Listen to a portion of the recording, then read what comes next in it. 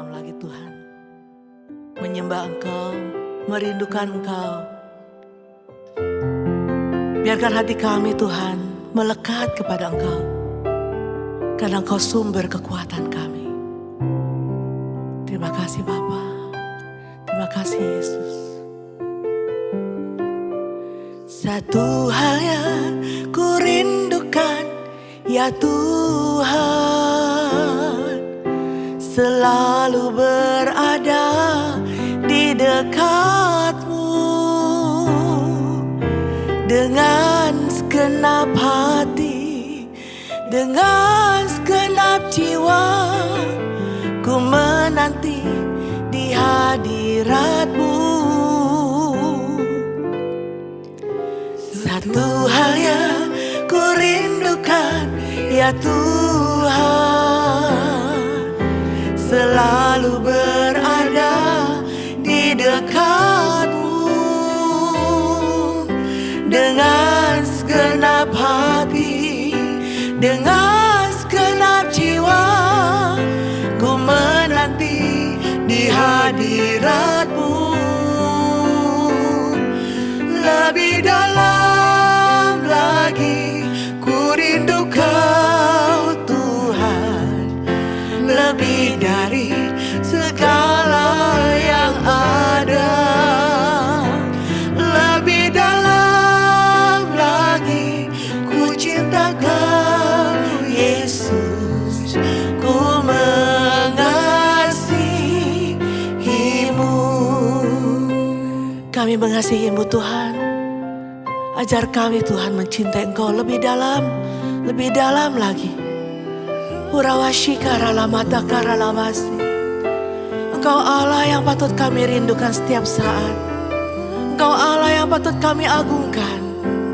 Terima kasih Tuhan, terima kasih.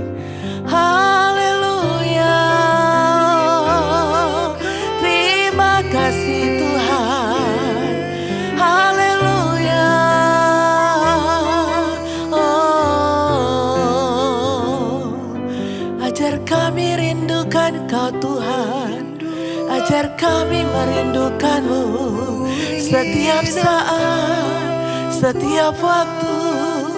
Haleluya.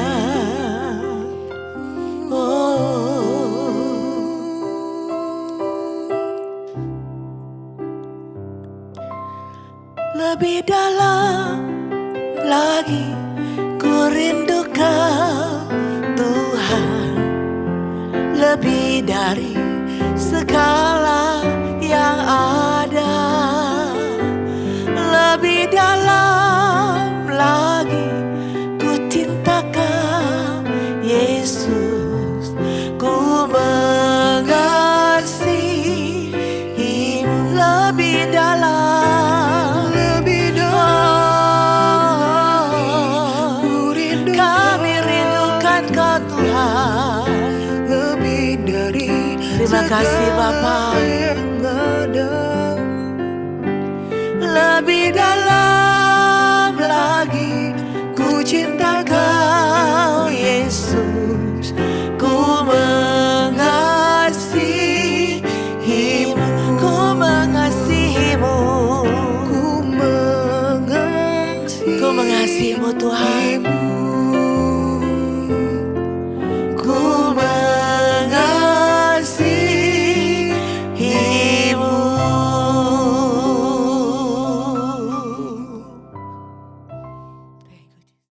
Pembacaan firman Tuhan hari ini diambil dari Ibrani 2 ayatnya yang ke-1 sampai 3. Di sini Alkitab mengatakan, itulah sebabnya kita harus lebih sungguh-sungguh berpegang kepada ajaran-ajaran yang sudah kita dengar, supaya kita jangan meninggalkan kepercayaan kita.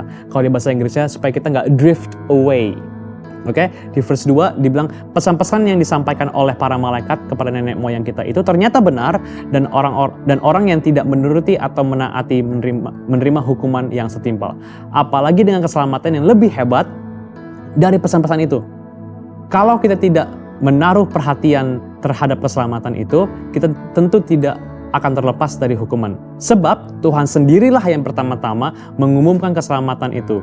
Dan orang-orang yang mula-mulanya mendengarkannya telah membuktikan kebenarannya kepada kita. Aku hari ini mau ngebahas tentang don't drift away. Don't drift away. Jadi konteksnya Ibrani adalah orang-orang Hebrews, Jews pada zaman itu mereka udah percaya Kristus. Oke, jadi mereka nggak usah untuk ngelakuin persembahan ini, persembahan itu, kayak untuk kayak motong, sembelih semua hewan-hewan itu. Oke, tapi mereka lagi di persecute, mereka lagi ditindas sama sekte-sekte lain. Jadi mereka kayak mikir kayak, aduh, apa kita balik aja ya kayak dulu ya, karena kayak ini nggak worth it. Apa kita balik aja kayak menyembelih semua binatang-binatang itu ya, karena kita ditindas terus, kita dianiaya terus ya kan ya. Terus siapapun yang nulis Ibrani, karena kita nggak tahu, ada yang bilang Paulus, ada yang bilang Apolos, ada yang bilang yang lain-lain ya kan ya. Pokoknya writernya nulis, hey man, it's worth it. Ngikut Tuhan, it's worth it. It is better than all the sacrifices yang dulu. Oke. Terus jadi dia bilang kalau Tuhan serius dengan pesan-pesan yang dia sampaikan lewat malaikat-malaikat, dengan lewat all the prophets ya kan, which is the law, the Old Testament, perjanjian lama, terlebih lagi pesan yang disampaikan lewat anaknya sendiri, Tuhan Yesus. That's the gospel. Kalau dulu the law, sekarang the gospel ya kan ya. Terus si penulisnya Ibrani ini dia ngingetin, jangan tinggalin kepercayaan yang kita udah percaya ini. Don't drift away. Now, the thing about drifting adalah kita tuh drift pelan-pelan. Gak ada yang tiba-tiba kayak shush, kayak pakai nos gitu langsung tiba-tiba ke sana. Gak ada. Kita drift away pelan-pelan. Gak ada yang namanya netral di spiritual. Either kita naik atau kita turun. Gak ada yang namanya netral di spiritual. Salah satu preacher terhebat sepanjang masa, Charles Spurgeon, bilang gini, Kristiani itu kayak naik gunung es. Maksudnya apa? Kalau kita stop naik gunung es, kita pasti bakal slide down, turun. Jadi kita harus naik terus. Ya kan ya? Kalau nggak kita pasti bakal turun pelan-pelan. Now, here's the thing about drifting away. Kita mulai drift away dari Tuhan itu karena dari satu kompromi kecil, kompromi ini, kompromi itu, kompromi ini, kompromi itu. Sering banget orang datang ke aku terus nanya kayak, kok aku udah ngerasa jauh dari Tuhan ya, kok aku kayaknya udah gak sedekat sama Tuhan kayak dulu lagi ya. Pertanyaanku buat mereka dan buat kita semua yang ngerasa hal yang sama adalah gini, hal apa yang kita lakuin dulu yang kita udah gak lakuin lagi sekarang? Kalau kita udah gak ngerasa lagi kayak kasih mula-mulanya kita ngapain dulu sampai sekarang kita gak lakuin lagi? Mulai dari situ aja ya kan? Karena kita drift away itu pelan-pelan. Spiritual vandalism, it happens one compromise at a time. Tapi spiritual fortress juga dibikinnya one faith at a time. One faith at a time. Kita bangun dari yang kecil-kecil.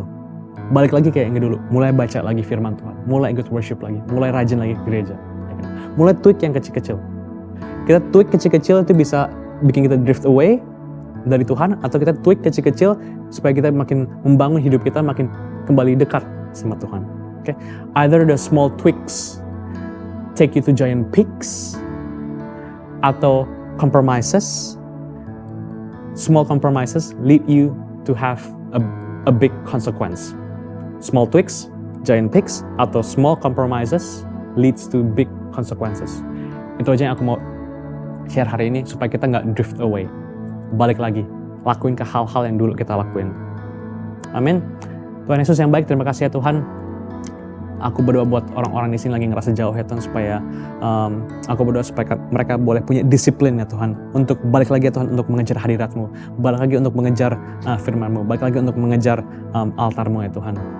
Karena aku percaya ya Tuhan, it has to come first as a discipline before it becomes a desire. Aku berdoa supaya kami boleh disiplin ya Tuhan. Have spiritual discipline. Setiap harinya Tuhan kami cari Engkau. Bukan cuma hari minggu doang ya Tuhan, selama 2 jam, tapi setiap harinya ya Tuhan kami cari Engkau. Terima kasih ya Tuhan, bimbing kami ya Tuhan di setiap langkah yang kami ambil, biar kami boleh makin berkenan di hadapan-Mu. Dalam nama Tuhan Yesus kami berdoa dan mengucap syukur. Amin.